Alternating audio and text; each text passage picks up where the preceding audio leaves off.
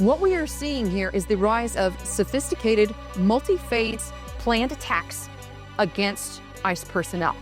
This looks just like Black Lives Matter riots to me, except now instead of waving Black Lives Matter and like the Black Fist solidarity, now they're waving Mexican flags. It's the same agitators perennially. Many of them are getting paid to do this, and they are recruiting. They absolutely are recruiting. All over the country, ICE raids are happening, but they are happening in many cases in places where sanctuary cities have historically attempted to block federal enforcement. And let's be clear about this. Sanctuary cities are not doing this in a vacuum. Their refusal to enforce lawful and good legislation on the part of Congress, and then ultimately lawful and good governance on the part of the federal government, policing the borders and keeping the rest of the country safe from invasion. Sanctuary cities directly hurt people in other states. Los Angeles directly hurts, for instance, someone in the middle of Kansas, in the middle of Mississippi, in the middle of Nebraska.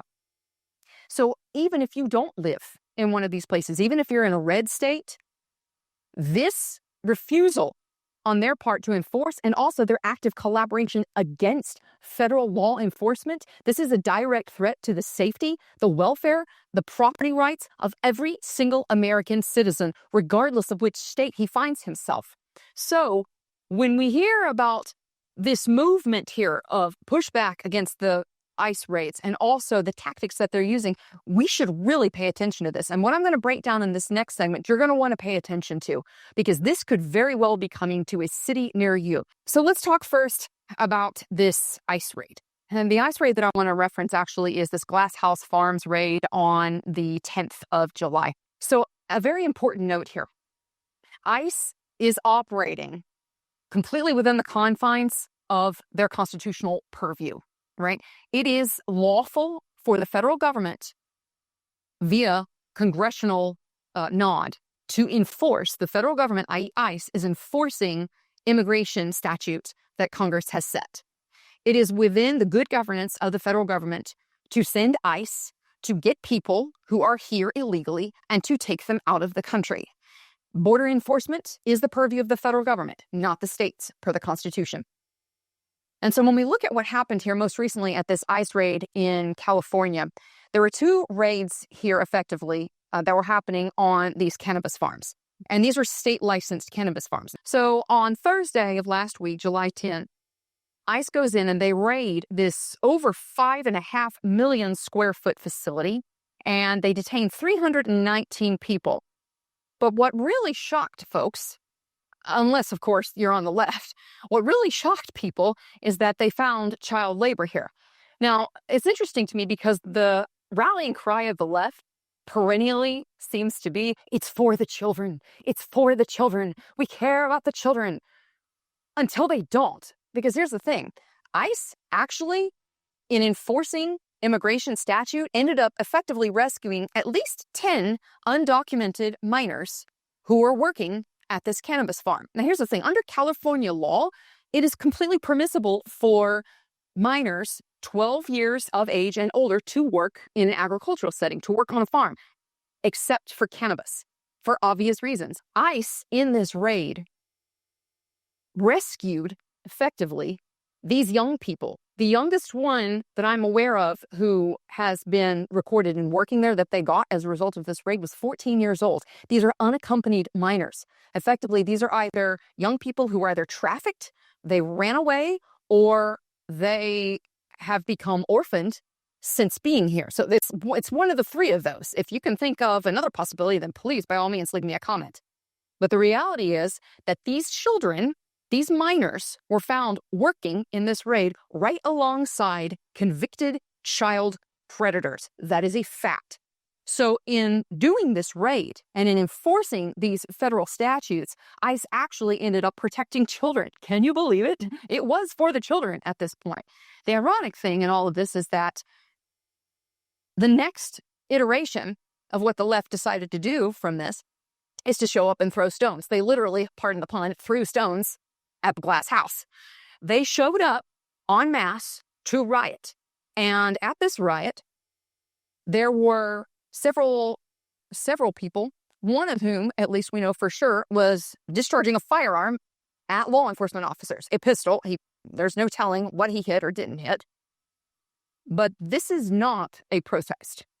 Like, we have escalated from mostly peaceful protests here to, like, from lighting things on fire and arson being considered acceptable to now, like, literally shooting at authorities. And so this happened at this raid. Now, another point here, 4 citizens were arrested for assault and resisting, but if you actually look at the video footage of what was going on, there were far more people that should have been arrested. And when you consider what was happening, deadly force was already met in this crowd by the individual who was shooting at federal officers.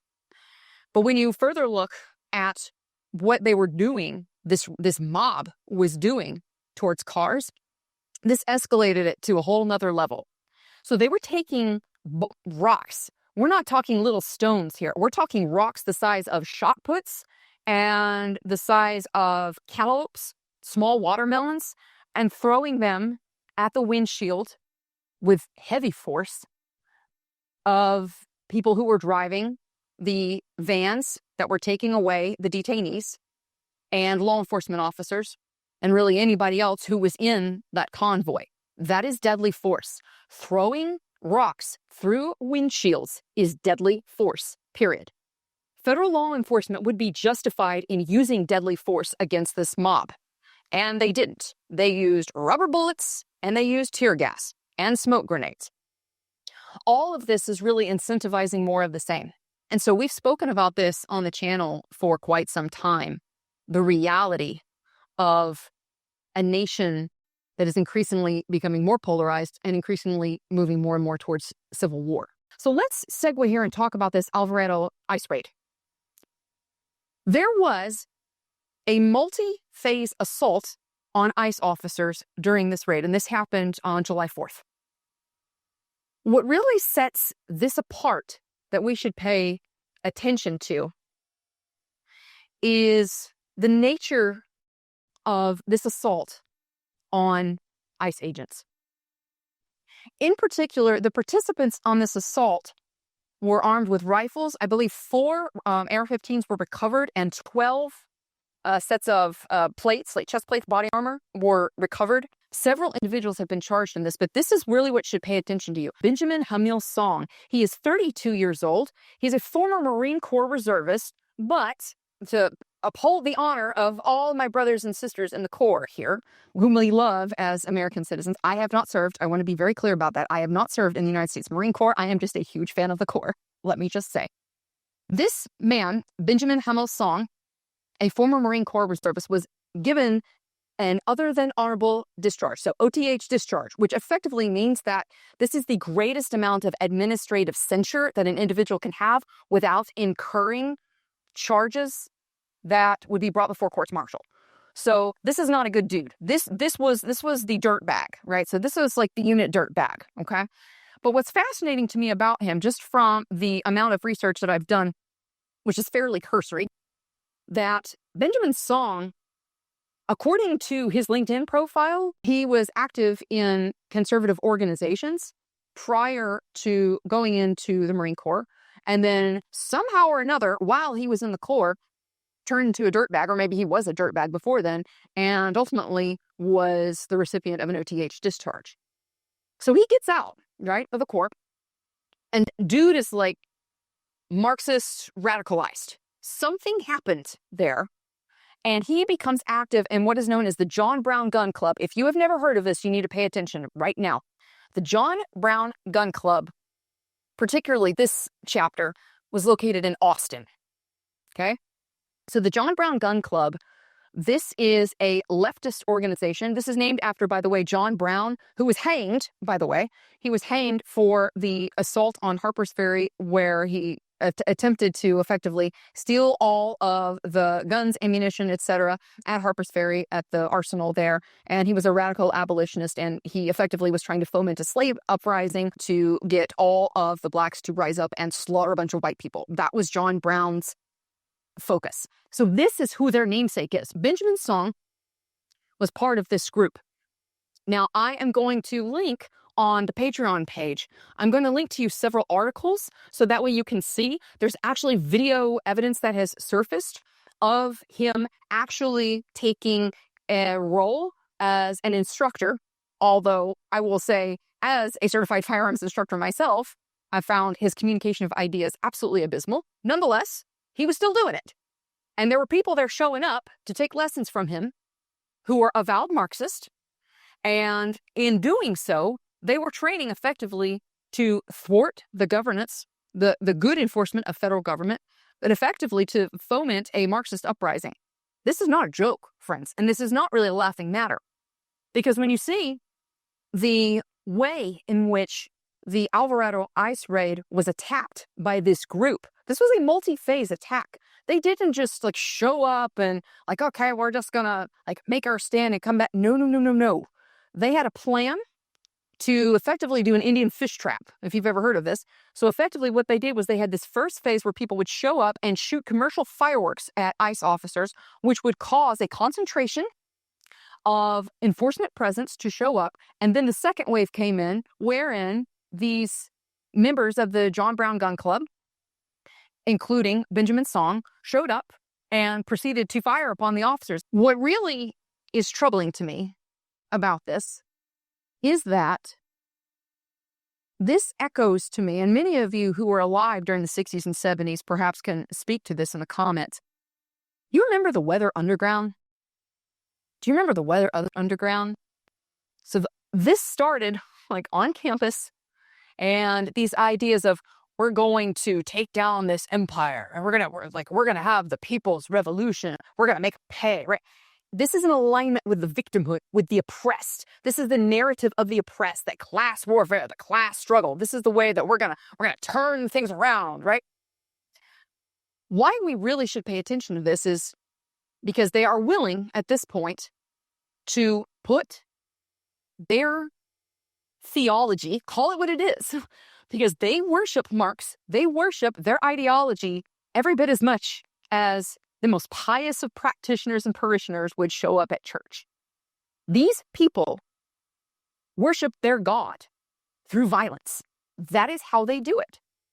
And so, when we consider the way that this most recent ICE raid in California at these two cannabis farms, which was just on the 10th, Thursday the 10th of July, how this lines up with the Alvarado, Texas incident. What we are seeing here is the rise of sophisticated, multi-phase planned attacks against ICE personnel.